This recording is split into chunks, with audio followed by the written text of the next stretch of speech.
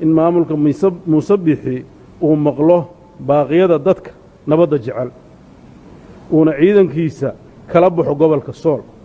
haddii uu dhagaha ka furaysto baaqa ummadda Soomaaliyeed iyo beesha caalamka dawladda Puntland waxay diyaar u tahay inay gacan ka geysato badbaadinta shacabka gobolka Sool si aan qarsoodi lahayn waxaa maanta dareenkayga la qaybsanayaa hooyooyinka iyo carruurta ka qaxay duqaynta iyo xasuuqa aan loo meeldayin ee maamulka Soomaaliland ka wadaan magaalada Laascaanood kuwaas oo qorraxda roobabka iyo kanaacada ku haleeshay geedaha hoostooda waxaan dareenka la qaybsanayaa boqolaal carruur ah ee ku agoomoobay duqayntii Laascaanood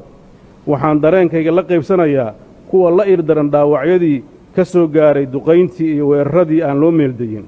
ciidamada maamulka Soomaaliland waxay Laascaanood ku dileen dad rayida oo gaaraya 334 oo ay ku jiraan dumar iyo carruur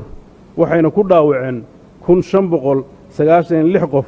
halka ay guryahooda ka barakaceen dad ka badan 200 kun oo qof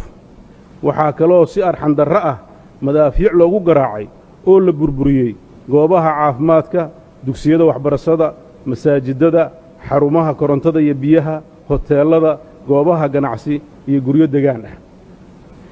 maamulka Soomaaliland muddo 15 sano ah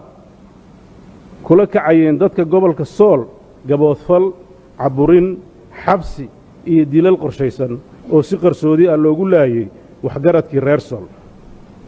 gaar ahaan magaalada Laascaanood waxaan bogaadinayaa kacdoonka shacabka magaalada Laascaanood ay isaga difaacayaan weerarka gaboodfalka iyo xasuuqa maamulka Soomaaliland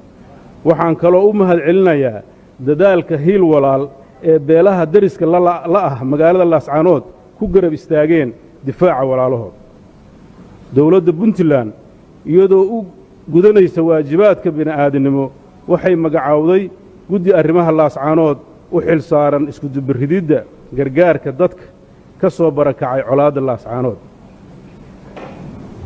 guddigaas ayaa ka shaqaynayay dib u dejinta dadka soo barakacay daaweynta iyo daryeelka dhaawacyada dawladdu waxay gaarsiisay 198 qoys oo qoyskiiba 6 ka kooban yahay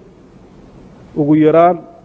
oo ka soo barakacay colaadda gobolka Sool gargaar raashin ah biyo ah caafimaad ah agab kale waxaa sidoo kale la abaabulay la iskula dubbariday dhammaan hay-adaha bini'aadanimo ee dawladda Puntland iyada oo ka qayb qaatay gurmadka 26939 qoys gaarsiiyey waxa iyana dhinaca waxbarashada dawladda u fidisay taakula waxbarasho 15540 arday oo ka mid ah ardadii ka soo barakacday gobolka Sool oo isugu jiray dugsiyada hoose dhexe sare iyo jaamacadeed loo fidiyey waxbarasho bilaash ah oo lacag la'aan ah iyo weliba manhajkii ay wax ku baranayeen iyadoo lagu guulaystay in 3000 oo arday ay ka qayb galeen imtixaanada shahaadiga ee sanadsiyeedka 2022-23 dhammaan deegaanada nabadda ah ay ku qaxeen ee Puntland oo ay runtii ka wada fariisteen degmooyinka iyo gobollada guud dhahaanba dawladda Puntland waxay soo dhaweynaysaa baaqyada ka imaanaya inta nabadda jecel gaar ahaan ummadda Soomaaliyeed dawladaha dariska ah ee ka xumaaday gumaadka maamulka Soomaaliland iyo golaha ammaanka qaramada midoobay waxaan ku celinaynaa in maamulka Muuse Biixi uu maqlo baaqyada dadka nabadda jecel uuna ciidankiisa kala baxo gobolka Sool haddii uu dhagaha ka furaysto baaqa ummadda Soomaaliyeed iyo beesha caalamka dawladda Puntland waxay diyaar u tahay inay gacan ka geysato badbaadinta shacabka gobolka Sool si aan qarsoodi lahayn